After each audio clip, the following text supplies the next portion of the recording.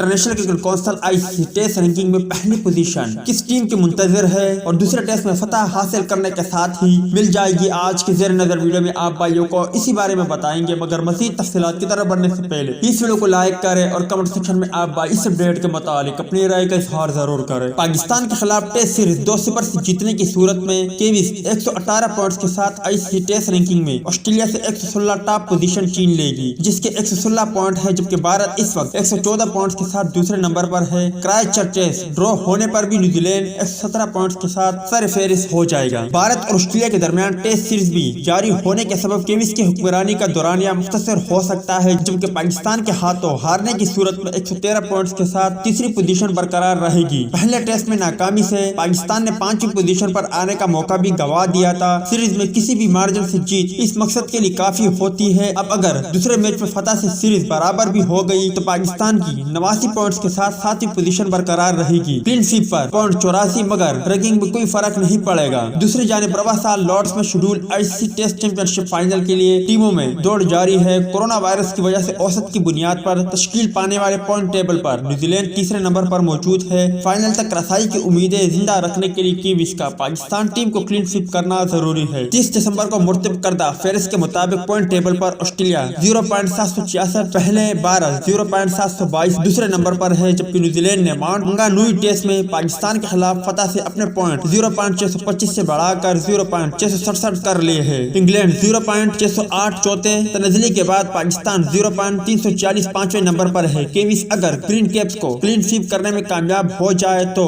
0.700 points के साथ final खेलने की उम्मीदें रोशन रहेगी। अलबत्ता दीगर टीमों की बाहिमी सीरीज के नताइज भी देखना होंगे।